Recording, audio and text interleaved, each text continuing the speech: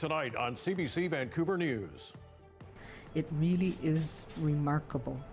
How the vaccine is becoming a game changer in BC's COVID-ravaged long-term care facilities. Also, you're supposed to, hang out with people, get to know them, go out for drinks with classmates. Now it's just Zoom classes all the time. Stunted careers and missed experiences. How the pandemic is changing the lives of young adults. And the natural aversion that coyotes have towards people has been lost for some reason here in the park. On the prowl, why are coyotes biting joggers in Stanley Park?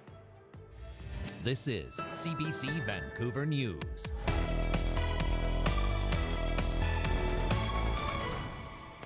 good evening and thanks for joining us tonight. Well, the case numbers aren't dropping, but there is some good news tonight in our battle with COVID-19. There have been no new cases of the virus or deaths in long-term care and assisted living in BC in the last 24 hours. The CBC's Zara Premji is live with us now. Zara, Dr. Henry sees this as some light in the pandemic. What did she have to say? Anita, Mike, she went as far as calling this remarkable. You can hear in her voice, she feels the fact that there were no cases overnight in long-term care is good news. Take a listen.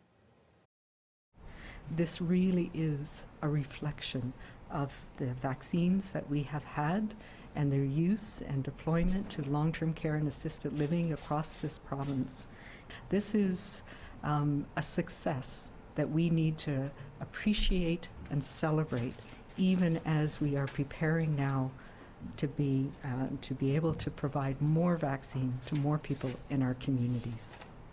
Now, there was still one death in the province and 559 new cases. And while the goal is, of course, zero deaths, Dr. Henry says the effectiveness of the vaccine is quite evident when we're seeing a death toll that's previously sat in the dozens, sitting at one now. Okay, well, that's good news, Zara, but there are certainly a lot of people who still are not vaccinated. They want more information, naturally. So what did we learn about that plan today? Well, plans are being worked on as we speak to get people over 80 vaccinated in the coming weeks. But Dr. Henry says it's not an easy feat by any means, of course, acknowledging this type of mass vaccination isn't like anything we've experienced here before. She says, of course, not all people over the age of 80 have the same access to register either, but rest assured, when your turn comes, you will be contacted in one of a variety of ways. Whether that's receiving a postcard in the mail, which some people will, whether it's getting access through the home care services that you are being provided, whether it's through your specialty clinic that you're involved with, through the independent living facility that you live in, those are all ways that we will be reaching out in the coming days and weeks to seniors in the community. Now, Henry says the province needs to make sure there is a seamless process, which is why it's veered away from giving a number for people to call and register and, of course, flood the phone lines right now. But she's given her word no one will be left behind. And Dr. Henry says a full plan for the vaccinations of those 80 and above will be revealed on Monday. Now, because we'll need so many people to help administer the shot, Dr. Henry has issued a change to the health order that will give others the power to vaccinate too, including health professionals such as dentists, retired nurses, midwives, and more. Anita, Mike. Zara Premji live for us tonight. Thanks, Zara. Now, as Zara mentioned, the next group of people to get the vaccine is the 80-plus category. But is vaccinating based on age the right decision and the right model for this province? Well, researchers at SFU suggest it's not. As Isabel Regame explains, they say the new variants are coming at us quickly, and the focus should be on frontline, high-contact workers. Someone who can isolate safely at home, can work from home, can order in their groceries, has way less chance of getting this virus than I do. When he's not working in his backyard, Matthew Cadgis is working in close contact with strangers as a server in a restaurant. I'm exposed to 20 to 40 random people every night I work who don't have masks on. The 53-year-old is pleased to hear a team of BC experts is calling for a different approach to the vaccine rollout. We need to start changing the plan from our slow and strict kind of age-based oldest to youngest strategy that has been laid out to one that prioritizes people who have to have contact. Grocery store workers, teachers, restaurant staff. They are among high contact groups SFU mathematician Killeen believes need to be prioritized for a vaccine. It comes as her team released new modeling today showing the potential impact of the UK variant in the province. It shows a massive spike in COVID cases in the coming weeks if rules don't change. Killeen says one way of tackling that spike is by vaccinating those who interact daily with the public. Actually, it's better for everyone. By preventing those cases, those infections, we actually prevent exposures in the elderly. They don't have to be exposed. They, unfortunately, are obviously at risk, great risk, much greater risk than I am. Gail Dundas is 77. The retired nurse says she would be happy to give up her spot in line for a high-contact worker. I would much rather somebody that's out there every day meeting with the public should have their shot first. BC's provincial health officer says they are sticking with the current plan. We are absolutely confident in the marrying of the vaccine that we have now with the risk that we have, which is age-based. So for now, Matthew Cadgis will have to wait until his age group is called up. I don't think that age should be the single determining factor in the vaccine rollout. Isabel Regam, CBC News, Vancouver. And as the mass vaccinations start in our province, we can look to our neighbors to the south of the border for some possible lessons. Tonight, our Briar Stewart takes us to Washington State, where many seniors are discovering just because they're eligible for a shot doesn't mean it's been easy to get one. In Washington State, anyone over the age of 65 is eligible for a vaccine now.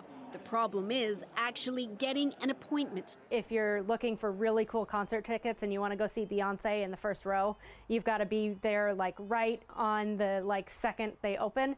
It's kind of like that. Angela Rosman found that out the hard way when she tried to book appointments for her elderly relatives. On this website, the state government lists every single place where you can get a vaccine, but you have to click on each individual location to see if there's an appointment, and there's no guarantee that it will still be there by the time you hit submit. If I were grading it, I'd give it an F. That's Fran Goldman's assessment of the booking process. When she finally snagged an appointment, a snowstorm didn't hold her back. The 90-year-old walked 10 kilometers round trip to get the vaccine. Important to me to be able to see my family. I now have a date in 4 weeks to have dinner with my daughter who has already been vaccinated. But not everyone is as mobile or as tech savvy. If they're lucky, they know someone they can ask for help. I'm a dinosaur when it comes to technology, and as a result, he's our go-to person. And for Saskatchewan native Jim Mickleborough, that person is his son-in-law, a former manager at Microsoft. Even he found the process challenging. I worked at it pretty hard twice for about 2 or 3 days each time, and it's really a matter of being lucky to get an appointment. After the booking, he turned his attention to the system. He enlisted a friend to build a website that combines all the information and shows which places have spots available. 130 volunteers are helping out with the project. We would love to be put out of business, really. We want the Department of Health to take this over. State officials say they're working to improve access, but experts say there are lessons to be learned. I think it is problematic if you open that up too wide too soon. And Dr. William Moss says many other states are struggling with their online booking systems too. That whole process has been fraught, and I think it's led to under-vaccination, if you will, of some of those top priority groups. That includes seniors from the Black and Hispanic communities, a group that Angela Rosman is trying to help. Happy to see that my Spanish is still good enough that I was able to get people appointments. After she got her relatives a vaccine appointment, she joined a Facebook group of volunteers putting their online skills to use. It's not just about getting the information out there so people can book, because if that's the case, it's going to be the younger folks, it's going to be the people that have advocates for them. And so what we're really trying to do is level the playing field. And some are certainly appreciative. People who finally managed to get a shot, which could save their life. Briar Stewart, CBC News, Vancouver. And as BC's vaccination plan begins for the masses, You might still have some questions about its efficacy or the rollout plan itself. So in 2 weeks, CBC British Columbia is hosting a town hall to answer your COVID-19 vaccine questions. Our Shot, Vaccinating BC, is a free online public town hall about the COVID-19 vaccine and what you need to know before receiving immunization. You can find more details online, cbc.ca/BC. Our Shot. Questions can be emailed to bcasks@cbc.ca starting tonight. Teachers and support staff at École Woodward Hill Elementary in Surrey staged a solidarity walk-in this morning to draw attention to what they say are COVID-19 safety measures that are too lax. Dozens of school staff wore red T-shirts reading "Red for BC Ed" as they paraded single file outside the Newton area school before classes started. The move comes after cases of a coronavirus variant were recorded in a handful of schools. Teachers are asking for stricter rules, including mandatory indoor masks for elementary students. And there's mounting frustration for some Vancouver parents tonight as the city's school board failed to come up with a plan to increase in-class learning for high school students at a meeting last night. The Vancouver School Board has until Friday to tell the Ministry of Education its plan. It comes after the Deputy Minister sent a letter to the superintendent urging the district to review its high school program. Many parents voiced their concerns over the lack of in-person instruction in Vancouver schools compared with other districts in BC. The VSB made some changes to secondary school schedules to increase instructional hours a few weeks ago, but some parents say it's not enough. Kids in Vancouver get less than half the instruction, both in person and remote, of students in all the surrounding school districts. They are at home, isolated, suffering emotionally, and struggling academically. The school board says it is still working on the plan and is looking at student data, such as grades, to figure out how to move forward based on that evidence. And young people are less likely to fall gravely ill with COVID-19 than those who are older. But the pandemic has affected their lives in some profound ways. Andrea Ross spoke to some about how their day-to-day lives have changed over the past year. Hi, my name is Manan Shah and I'm a third-year student at University of British Columbia. This is his classroom. I have this table. Around this time last year, Shaw was living and studying in Vancouver. Now his classes start at 1 in the morning. I prefer staying in my bed and use the smaller table that I have propped up on my bed. And yeah, that is how I usually attend my online classes. Taking online classes at home in India in the middle of the night is not how he expected the year to go. Yeah, it has definitely taken a lot of energy out of me. This isn't the first generation to live through a prolonged crisis, but they're feeling a sense of loss. Classmates they've never met. That's what hits me the hardest, is the fact that I should be 5 feet away instead of 5,000 kilometers away from these people. Stunted careers and missed experiences. You're supposed to, hang out with people, get to know them, go out for drinks with classmates. Now it's just Zoom classes all the time. Not to mention Zoom fatigue. When you're put in a situation where you have to sit in front of a computer for a long time, 8 hours, 9 hours a day, I found it extremely hard to really buckle down and do that. Some are seeking professional help for the first time. My mental health ended up really slipping. I kind of hit a wall. I got diagnosed with depression and anxiety, which is something I never knew about myself. It'll take a while for things to return to normal in BC, particularly for young people. They're at the bottom of the vaccination list, meaning online schooling and socialization is likely in the cards for months to come. It makes it tough for them to imagine what their future will look like. Experts say we can support young adults by acknowledging their stress and staying connected. Whether it's scheduling an appointment to go for a walk while keeping our distance with a friend or relative or someone else, to try to keep some regular routine. Lowe says it's important for young adults to remember that the pandemic won't last forever, even though it might feel like it. Andrea Ross, CBC News, Vancouver.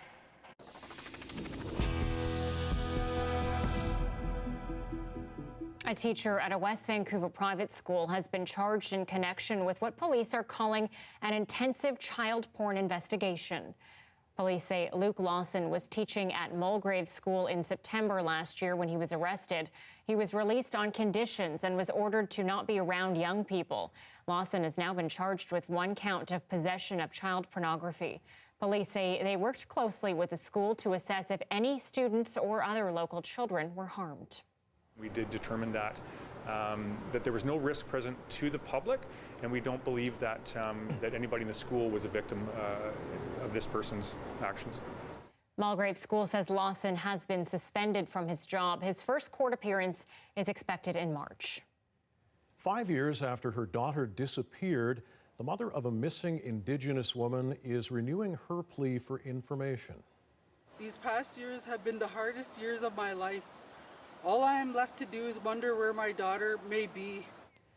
Caitlin Brandy Potts was last heard from in February 2016 in Enderby. She was 27 at the time. The RCMP's Major Crime Unit is now handling this case. Investigators say they've already acted on 25 tips. Anyone with information is asked to contact investigators, and we do have more on this story on our website, cbc.ca/BC.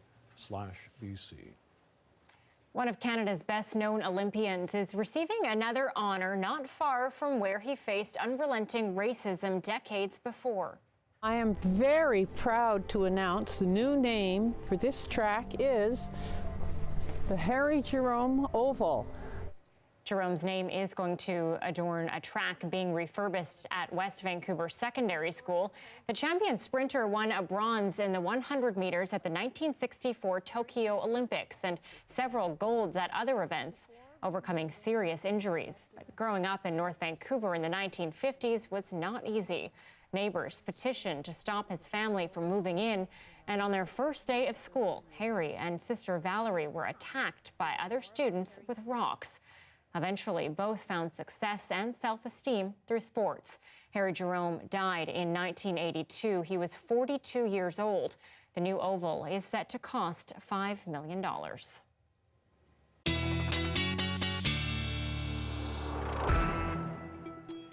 Meteorologist Johanna Wagstaffe here now with the forecast. Well, Joe, that was quite the day. The weather didn't seem to know what it exactly wanted to be, but I think you probably have a term for it. Yes, we're calling this a squall line that moved through Metro Vancouver. Yeah, we don't see that this often across the South Coast. I love that you knew I'd have a term for it. Yeah, the meteorologists were watching this one closely, sort of around the noon hour. Well, I've set the radar back. Let's take a look at this line of thunderstorms that produced very strong winds for several minutes. There it goes. You can see that line very quickly tracking from northwest Metro Vancouver all the way down through Abbotsford before it weakened. It brought some small hail, some very strong wind gusts. We only have the reports from the airport, which was up around 55 kilometers per hour for YVR. I wouldn't be surprised if we saw gusts closer to 100 kilometers per hour. We just didn't capture it in those moments. And that's what led to a few thousand across the Lower Mainland without power this afternoon. And yeah, some dramatic skies as we went from hail and downpours and strong winds to blue sky. We get to keep that blue sky through your Wednesday morning, but look what's headed in off the Pacific, a good old Pacific rainmaker that will move in Wednesday night into Thursday. So here's how the next 24 hours will look. Clearing skies will continue through the overnight and into Wednesday morning, but by Wednesday mid-morning, we'll be looking for that cirrus overhead, and by the afternoon hours, overcast skies ahead of the rain. So I'll take you through the second half of the week coming up. Talk to you soon, Johanna. Thanks. Residents of the Mount Pleasant neighborhood woke up to a very unchill sight this morning. Someone has stolen the Dude Chilling Part sign. All that was left of the popular sign were the posts that supported it and wood debris, evidence showing that it had been sawed from its moorings. The park board will be replacing the sign soon at a cost of $1,300. Formerly known as Guelph Park, the site was renamed to Dude Chilling Park in 2014 after an artist created a parody sign referencing a public art installation called Reclining Figure. Okay, a reminder, you can also watch our newscasts live on CBC Gem. CBC Vancouver is also on Facebook, YouTube, and Instagram. Tiger Woods hurt in a major crash. The PGA golfer needed to be pulled from his car following a serious rollover. More on his condition and his future as an athlete after the break.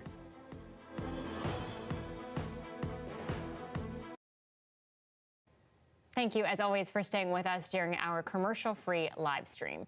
Well, you may know it as a spicy pastry snack, but at one time there was real beef over Jamaican patties. Yeah, it was on this day in 1985 that Toronto celebrated a win for local business owners. As Talia Ricci explains, it's also how February 23rd officially became known as Paddy Day in that city.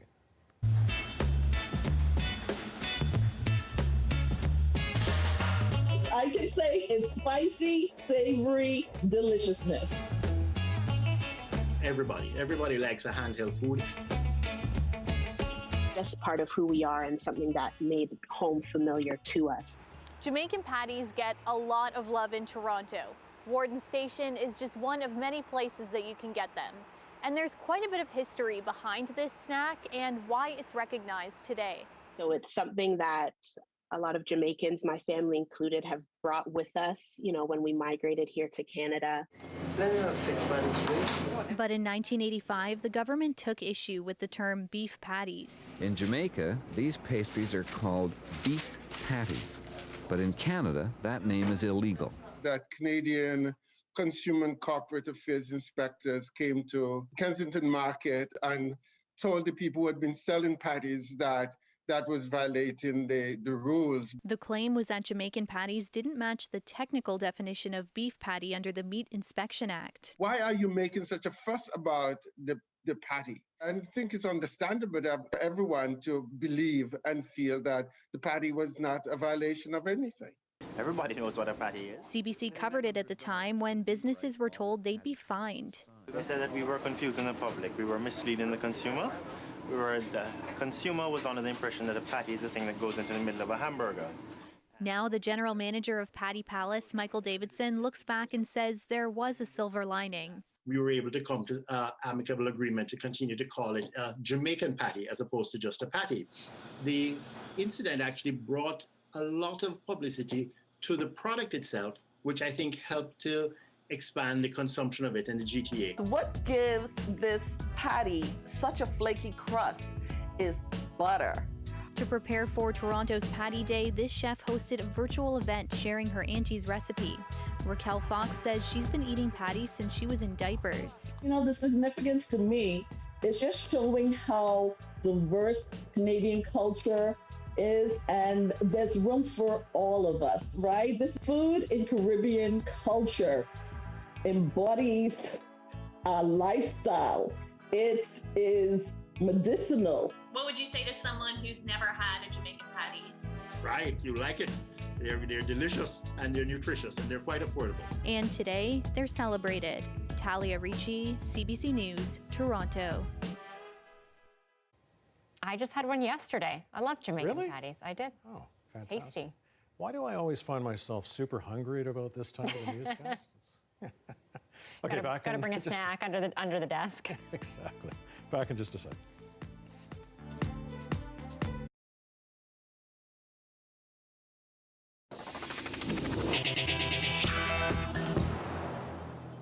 Tiger Woods is in serious condition in a California hospital tonight after a single vehicle accident in Los Angeles. Woods was rushed into surgery this morning for multiple leg injuries. His golfing future is in doubt. And here's Ellen Morrow with what we know so far. Right there, that's probably where they had to get him out to break through that windshield. Tiger Woods pulled from this mangled wreckage early this morning. You can see the airbags were deployed. Despite the gut-wrenching damage, Woods' condition not life-threatening. He was alive and he was conscious. No evidence of impairment at this point in time. It's unclear what caused the crash. No other vehicles were involved. That area has a high frequency of accidents. Is not uncommon.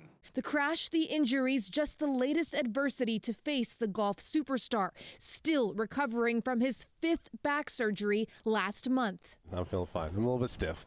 On the weekend, Woods mused about a 2021 Masters comeback. Gotta hope so. But here it is. That's exactly what the golf legend did 2 years ago. Woods winning the Masters in 2019 after another back surgery. You can never count him out. Canadian Sean Foley is Woods' former coach and longtime friend. his ability to deal with adversity. That's what the greats have, right? They're not more secure or confident than all of us, and that's why they stand the test of time. Wood's redemption was not just on the course. He rehabilitated his public image too. After very public revelations of Wood's infidelity, he and Elin Nordegren divorced in 2010. In 2017, Woods pleaded guilty to reckless driving after a DUI charge. The icon lost sponsorship, stepped away from the game, only to come back better than ever. A Black and Asian American dominating in a traditionally white sport.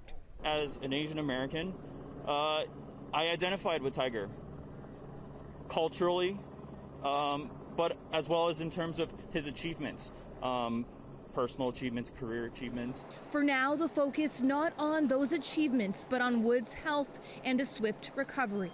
Ellen Morrow, CBC News, Toronto. Prime Minister Justin Trudeau and the new U.S. president held their first bilateral meeting today, all done virtually. It was Joe Biden's first since taking office. And as David Cochrane tells us, everything from the pandemic, the economy, and the two Michaels held captive in China came up in their conversation. All right, take it away, Joe. The face masks and the flat screen show how different things are in the moment. We have a robust agenda today, and we're all best served when the United States and Canada work together and lead together. The tone and the agenda show how different things can be from now on. Thank you again for stepping up in such a big way on tackling climate change. U.S. leadership has been sorely missed over the past years. There's nothing subtle about that. The Trudeau government has been eager for the reset in Canada-U.S. relations Joe Biden presents.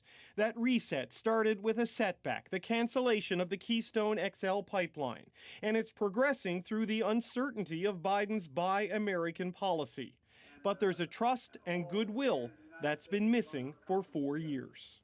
We're facing tough times, there's no doubt, but we're not facing them alone. Underscoring that point, Biden urging China to release Michael Kovrig and Michael Spavor. Human beings are not bartering chips. You know, we're going to work together until we get their safe return. The leaders spelled out broad plans for a coordinated agenda on security. We agreed to reestablish the Cross-Border Crime Forum and work together to modernize our approach to community safety. On the post-COVID recovery. To create good, well-paying jobs and help people who've been hardest hit get back on their feet. On climate change. And to align our policies and our goals and to achieve net zero emissions by 2050. Getting back to working with each other after years of working against each other. Merci, mon ami. Thank you, Justin. Au revoir. Bonsoir. David Cochrane, CBC News, Ottawa. U.S. politicians are hearing from the people responsible for security at the U.S. Capitol building about what went wrong last month when a riot there left 5 people dead. Security is blaming bad intelligence as one of the reasons they weren't prepared. As recent as Tuesday, January 5th, during a meeting I hosted with my executive team, the Capitol Police Board, and a dozen of the top law enforcement and military officials from D.C., no entity, including the FBI, provided any new intelligence regarding January 6th. Former Capitol Police Chief Stephen Sund says the scene on January 6th was nothing like he'd seen in his 3 decades of law enforcement. He testified Capitol Police were properly prepared for a mass demonstration with possible violence, but were faced instead by a military-style coordinated assault and violent insurrection. 3 of the 4 people testifying today resigned immediately after the attack, including Sund. New accusations are being leveled tonight at Iranian authorities, alleging they committed multiple violations of human rights. UN experts say that country has misled the world about its actions the night Flight 752 was downed last January. As Ashley Burke tells us, they are rejecting Iran's explanation for the deaths of 176 civilians. The new investigation says the wrongdoing of the shootdown itself continued well after. The crash site looted, then bulldozed, families denied access, some harassed. The tragedy compounded with a cover-up designed to confuse and mislead. The reckless nature of the mistakes have led many, including myself, to question whether the downing of flight PS752 was intentional. She says Iran failed to respect the right to life of 176 people on board Flight 752. The failure to close Iran airspace, in my opinion, amounts to a failure to protect under international human rights law. 14 months ago, Iran kept commercial planes flying just hours after firing missiles at a U.S. base in Iraq. Retaliation for the U.S. killing of a top Iranian general.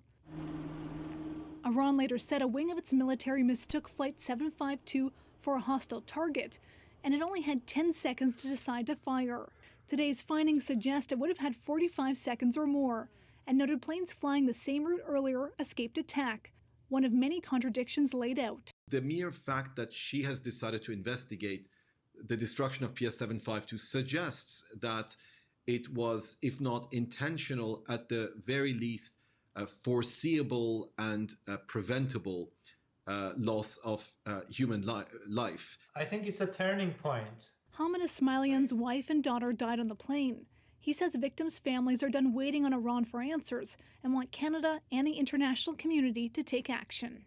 We are frustrated. We are still waiting for reactions. We want to see words turn to actions, and we are still waiting. We are here, we are alive, and we want to see the truth and justice one day. Hamid Ismailian says truth is the only lifeline families have. Ashley Burke, CBC News, Ottawa.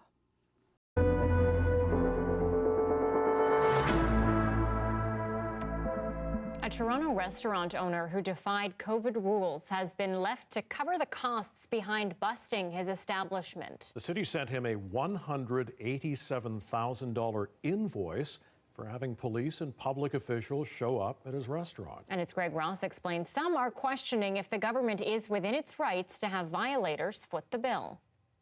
We're challenging the Reopening Ontario Act in its entirety.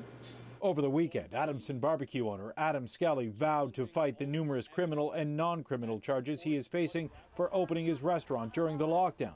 But those are not the only repercussions. They sent me a demand letter for $187,000, and that was to cover the 250 police that were there that day. The City of Toronto has confirmed Skelly did receive a bill, but only $165,000 were for policing costs. The additional charges include costs for Toronto public health staff and costs to board up the restaurant and change the locks.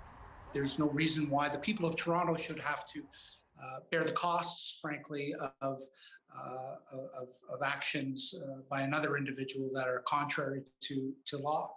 You know, this is not a unique or unusual situation when the city has to incur costs because a resident or a business chooses not to abide by their obligations. Skelly says he believes the city and province are just trying to make an example of him. Sending 253 police officers, that was the biggest show of force we've seen in Canada since the G20. I think it's pretty obvious the message that they were trying to set. Hundreds of protesters showed up to support Skelly on the days he opened his restaurant, which has this Toronto lawyer concerned about the possible precedent that sending a bill like this could set. I think what we need to be careful of is normalizing this kind of cost recovery for police services in particular, I think, because that could lead to, in subsequent different circumstances, different cases, that could be weaponized.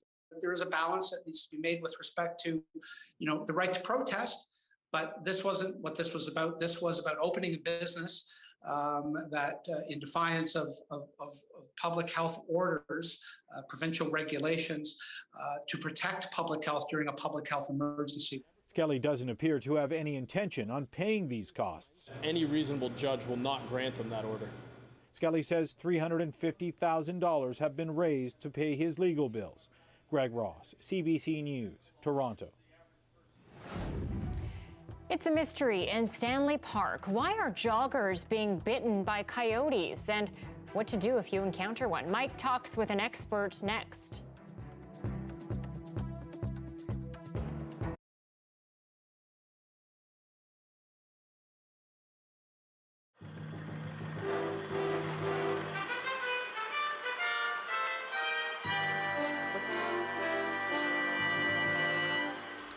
Cell phones have become one of the most popular accessories of the 1990s, but concerns about their safety won't go away. More and more studies are being done on exposure to radiation from cell phone use and whether that can make people sick. Details now in tonight's Your Health from the CBC's Eve Savory. That in advance instead of... Some days, Susie Weeks feels as if her cell phone is an extension of her arm. That's for West 7th. As a real estate agent, she couldn't work without it, yet she says it makes her feel zapped. I find a real heat generating around my ear when I'm using my cell phone for a long period of time. There are at least 150 million cell phone users around the world, 4 million of them in Canada. But cell phone antennas expose our face, our inner ear, and our outer brain to low levels of radio frequency radiation. And since some radio frequencies are dangerous, dozens of labs have tried to determine if cell phones are hazardous. Some studies suggest an effect, others don't. But several recent studies are worrying. One Australian study found twice the level of lymphoma, a cancer, in mice exposed to the frequencies cell phones use. And in Seattle, scientists exposed rats to radio frequency radiation. In one study, the rats suffered short-term memory problems. In another, the scientists found the strands that make up the genetic material, the DNA, were broken in the rats' brain cells. Cells can repair DNA, but sometimes they fail or make a mistake. If too much of these changes occur in the DNA, then the cell may become cancerous. In some cases, the brain cells died. Now, if the cell die, what we will observe is something called neurodegenerative disease, such as Alzheimer's disease, Parkinson's disease. So now in Lyon, the World Health Organization has begun the first phase of a huge study. Scientists will pull together statistics on thousands of people, looking for any correlation between cell phone use and cancers of the brain, the acoustic nerve, or the salivary glands. Well, we want to find out whether there is a risk, even if it's small, because at the level of the whole world, it could mean a number of cancers, which could otherwise be prevented. Meanwhile, the cell phone industry is sure there is no effect. The overwhelming evidence from the scientific community, these are the top people in the world who investigate these things, conclude time after time there are no adverse health effects in fields of this nature. But just in case, there are some things a user can do. The farther away you are from the antenna, the more exposure drops, so always raise the antenna. You could keep calls short and use a wired phone whenever you're in the home or the office.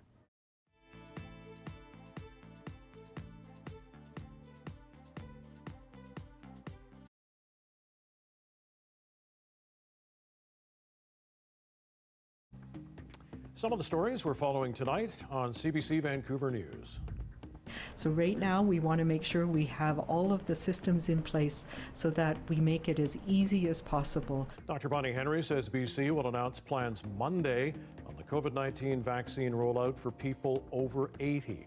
Meanwhile, dentists, midwives, pharmacy technicians, and retired nurses are now among those who can join the vaccination workforce over the next 6 months. BC is reporting 559 new cases of the virus and 1 more death. Overnight, there has also been no new cases of deaths in long-term care or assisted living. Dr. Henry calls that remarkable and says it shows the power of just 1 dose of the vaccine.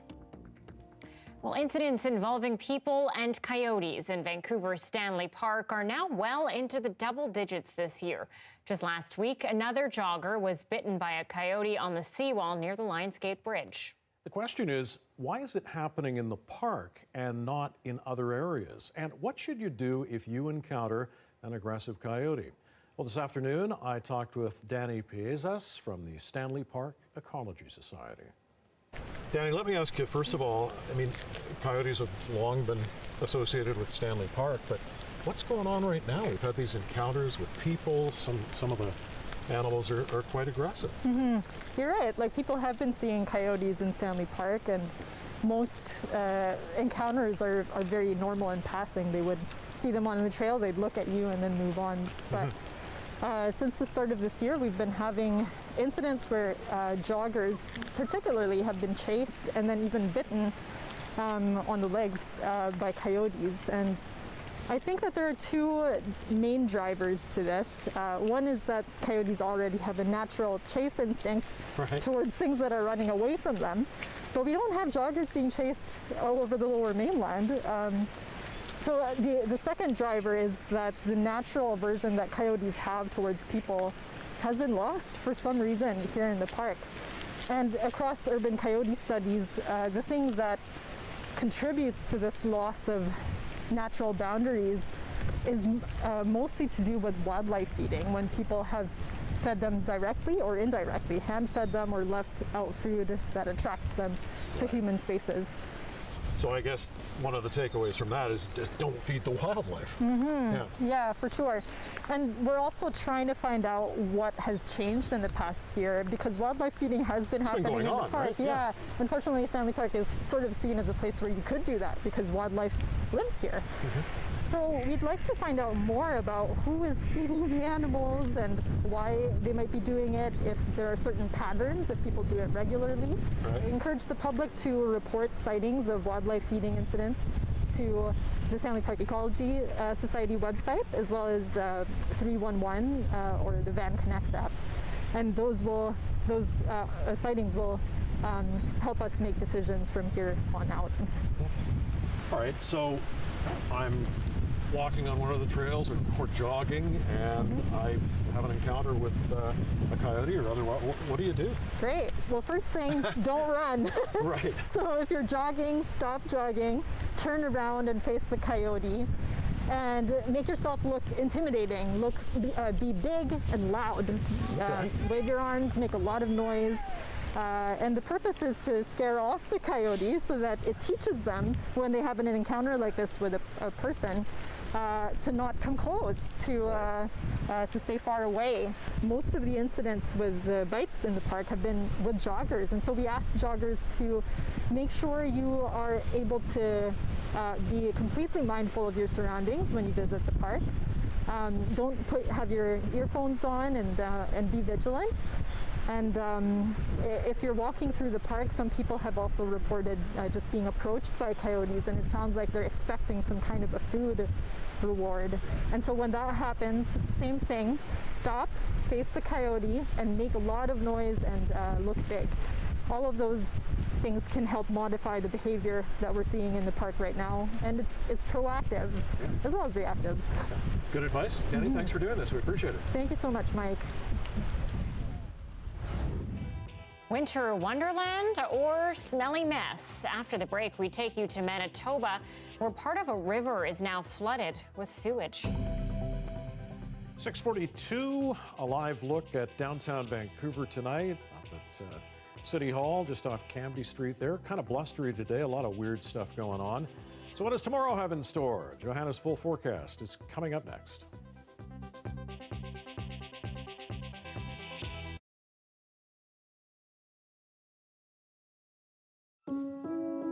I'm here because of what we learned last night.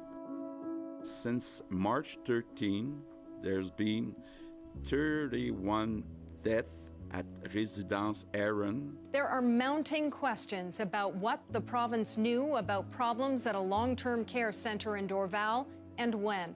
There are already investigations by police, public health, and a coroner into how 31 patients died at the Heron residence in less than a month.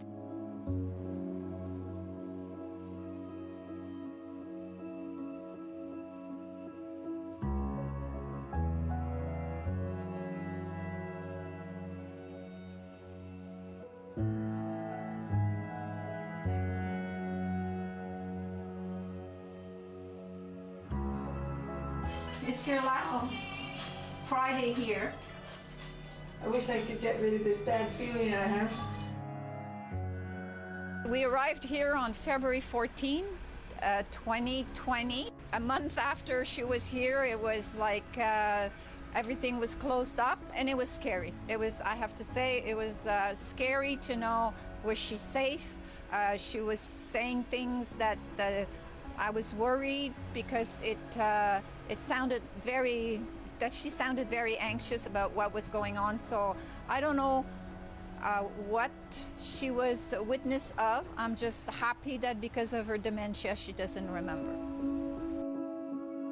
I need to say that the staff on the floor, the PABs and the nurses, even before, were wonderful people. Like, they're not the people to blame for what happened.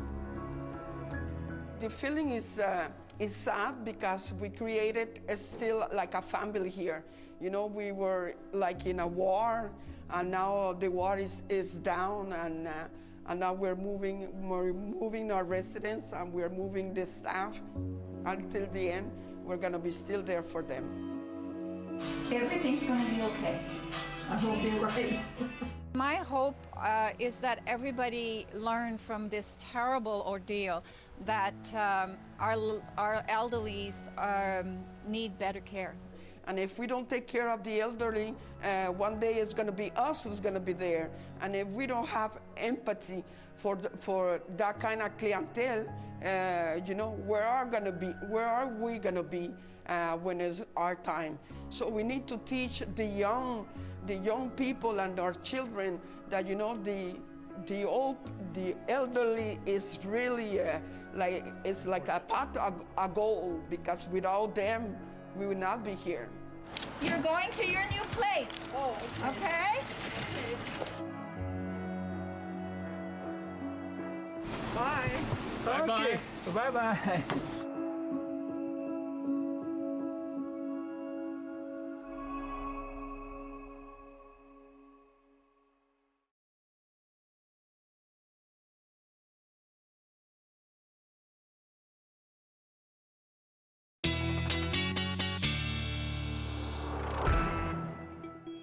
Okay, Anita, I know you like the snow, but maybe not this kind.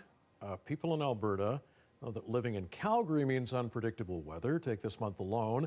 There was the polar vortex, which brought freezing temperatures and a lot of snow, and now they can add thunder snow to the list.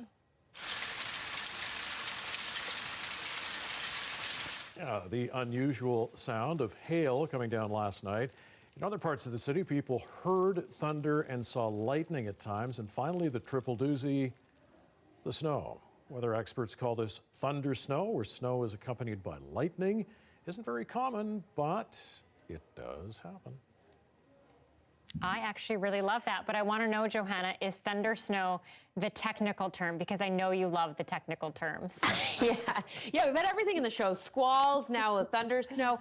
It is the technical term, yeah, and it's very cool when you hear it. It's the same sort of mechanisms as a thunderstorm. You get convection happening in a cloud, a cumulus that's creating snow, but you can actually hear it in a different way because the snow sort of densens the sound, so it's sort of a lower rumbling. Anyway, add it to your weather bucket list of events to look for. We don't have any thunder snow in the forecast for Metro Vancouver in the next couple of days anyway. But let's take a look at the big picture across the country. Speaking of those extremes, 1 in Kelowna right now, a -2 in through Calgary, and a 2 out towards Toronto. St. John's looking at 3 right now as we head into the evening. But you can see those purple colors. That's locked up into the north right now. That is the Arctic air mass.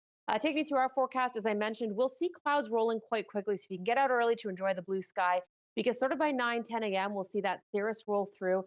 Overcast by the afternoon. The rain should hold off, though, until Wednesday late evening. But pausing you Thursday morning, that is a good amount of rain for the south coast. I think 20 millimeters at this point. Looking at snow, you can see the purple for our mountains and the mountain passes.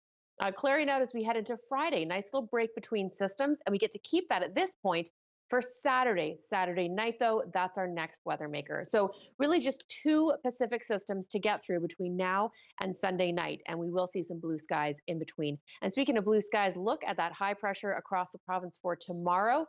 Lovely blue skies. Victoria, I actually think that rain will hold off until your afternoon hours. You should get some sun in your forecast as well. 1 up towards Prince Rupert, 3, I should say, for Prince Rupert, a 3 out towards Cranbrook, And Kelowna, you've had a couple centimeters of snow tonight. That's clearing for a sunny Wednesday in your forecast. Temperatures are back up there above the seasonal mark for most of the southern interior. Still looking at some wind chills in places like Prince George, Fort St. John. You're waking up to sort of minus 15 wind chills. We're about seasonal, our 30-year average anyway, for the next few days. Back up to a 9 for Saturday. Glad we got some sunny breaks in there, and I'll try and keep it lined up for the weekend. A few days to go until then. Please try. We'd appreciate that. Thanks, Jim. I will. You're welcome. Well, what was once a winter wonderland in a Winnipeg neighborhood has become a smelly mess. Part of the nearby river is now flooded with sewage. The city of Winnipeg says it's normal, but people our Marina von Stackelberg spoke with say it shouldn't be happening anymore. Flooding the Wolseley winter wonderland. And unfortunately, it looks prettier than it smells. Ross Brownlee shot this video last night. These used to be skate paths, a passion project for him and his neighbors in Wolseley, now flooded with plastics and toilet paper and poop. It's terrible. We caught up with him this morning. We had this wonderful skating, hiking trail. Yesterday I came home and there was sewage pouring out of this. Because the trails are lower than the level of the river, they became like little canal channels, so they're now black. By this afternoon, Chris Bovelin is hauling items out of the gunk. More of the ice has melted. He says it's now disguising some of the gross things he saw here last night. I mean, this stuff floating on the top, this sort of scum, this was everywhere. The city of Winnipeg says this is what's supposed to happen. It prevents the sewage from backing up into people's houses. It's overflow from combined sewers. They collect water runoff and sewage. They're found in older parts of the city. When there's a big melt like yesterday, the sewers overflow into the rivers. I think we all in the back of our head know that it happens. We have an old combined system, but to actually see it and see sort of this sludge flowing on top of the ice was pretty jarring. It is raw sewage, but it's not, all of it is not untreated sewage. But it's still, it's part of having an old sewer system. And this isn't the only one we'll get all year, but usually they're smaller in scale or less visible. The chair of Winnipeg's Waste Committee says the city spends about $30 million each year to separate the sewer systems. Brian Mays admits it's not happening fast enough. That's because the total cost of stopping the sewage overflows is $2 billion. Marina von Stackelberg, CBC News, Winnipeg. The pandemic has certainly canceled a lot of travel, but it can't steal the joy of a field trip. Coming up next, we'll show you how the world is opening up to students in the middle of the pandemic.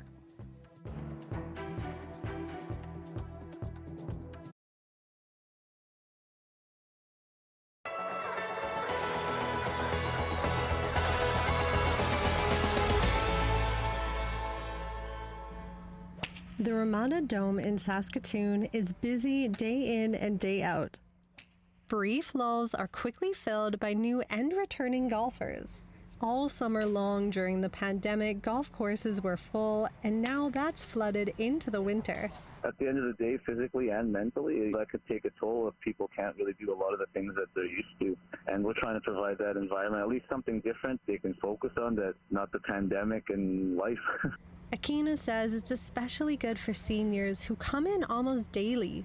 And he's not alone. Gulf Saskatchewan says many other indoor places are experiencing the same boom, likely as a result of people needing to improve their mental health.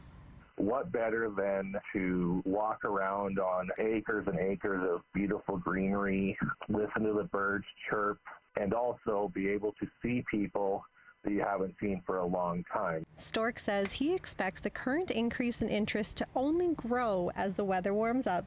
If you want to check out an indoor golf facility, there are about 8 across the province, including in Saskatoon, Regina, and Prince Albert. Heidi Adder, CBC News, Regina. The federal government built the dam here at Johnson's River in 1950, and Ducks Unlimited Canada installed a fish ladder in 1971. The group has managed the wetland here since then. Now Ducks Unlimited says the structures are near the end of their lifespan and need to be removed or replaced sometime in the next 3 years. We've made a recommendation that we actually remove that water control structure and actually breach the dam, allowing tide to re-enter this marsh for the first time in 70 years. Duffy says the wetland at Johnson's River has had issues, often covered in thick algae in the summer and turning anoxic from a lack of oxygen in the water. But he says he understands that removing the dam does raise some concerns. What will tidal surge predictions be, and will they impact houses, farmland, forestry, septic systems, well systems, and that type of thing? The MLA for this area says he's hearing those concerns from homeowners and farmers in the area. As far as me being the MLA and the representative for these people, I think their homes and properties need to come first. We need to protect them as much as we can. Ducks Unlimited says replacing the dam would cost about $750,000, more than $1 million when maintenance costs are added in for the next 50 years. A big investment, they say, for what is just a temporary fix, as sea levels continue to rise, someday threatening this low-lying marsh. So McEwen says he's looking for other options. If Ducks Unlimited decides that they're not going to replace it, what can we do as a province and partnering with the federal government to look at replacing this? Ducks Unlimited says it will be 2 years at least before action is needed here, and they hope to work with property owners and the provincial government to address any concerns before then. Hi, I'm Amy Bell, and here's what's in your CBC Vancouver inbox. Subscribe now to Pieces, CBC BC's new original podcast. Host Jeremy Ratt goes on a journey of self-discovery as he explores his Indigenous roots. Learn more at cbc.ca/pieces. And the COVID-19 vaccine is coming. Do you have questions or concerns? On March 3rd, join us for community conversations and get involved in the discussion. Sign up at cbc.ca/ourshot. Well, the Berlin Zoo is welcoming a tiny arrival in its enclosure for gentle giants. Yeah, they're celebrating the first gorilla born there in 16 years. The zoo just releasing this video, a 24-year-old mother and her little one. Bibi looks perfectly at ease with being a new mom. Her partner, Sango, a silverback, seems to be protective around the infant, which is a good sign. No name yet because they don't know at this point if it's a boy or a girl. Zookeepers and vets are keeping their distance because of the pandemic. In January, about 8 gorillas at the San Diego Zoo are presumed to have contracted COVID-19 from a human handler. Very cute. New addition. They get some alone time with the baby, kind of like my mat leaf. There you go. Not many people around. No. Okay, before COVID-19, school trips gave students something they could really use right now. Fresh air and a break from everyday learning. But as with so many other things, lockdowns have really forced those real-world experiences online. As Deanna Sumanak-Johnson shows us, some classrooms can now enjoy activities from across the country. Introduce our special guests. In a year of limited adventures for school kids, these Thunder Bay students get to go to the Art Gallery of Ontario in Toronto every Friday, virtually. So to be able to go somewhere that's really big and exciting, they were excited to try it out. So let's start looking at the art. As part of the program, experts talk about art in an engaging, kid-friendly way. The spotlight this month is on Black artists, including spoken word performer IMF. Honestly, for me, I want the kids to be inspired, to take this and start something of their own. I think art, is beautiful, it's powerful. They tell you to straighten your hair. The lessons have inspired student artwork, but also other discussions. Some previous sessions looked at Indigenous artists. My school was looking at lots of things with treaties and things at that time when we first started them. So it just felt like everything clicked and pieced together and the kids were making connections. You're about to take your students on a field trip like no other. Students can now learn about politics with a tour of Parliament Hill. or take a trip to the Calgary Zoo to learn about animals, all without ever leaving the classroom. It's good news for students and teachers, but also for the institutions. See if you recognize some of this music. The Vancouver Symphony Orchestra has been able to reach 4 times as many students virtually as it was through traditional school visits in the pre-COVID days. Now we're able to deliver it right to them no matter where they are, urban, remote, in BC, not in BC. You know, we have subscribers from all over the world, which has been really, really exciting. Let's try it backwards this time. And since schools often don't have money for field trips, this may be one part of COVID education that will stick around after the pandemic. Deanna Sumanak-Johnson, CBC News, Toronto.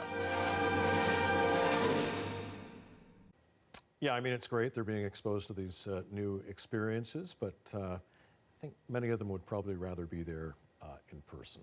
I think so. Here's hoping for next school year. That's it for our program tonight. You can always watch our newscast anytime online, cbc.ca/BC. Next local news right here at 11 o'clock. Dan Burritt after the National. Thanks for watching tonight.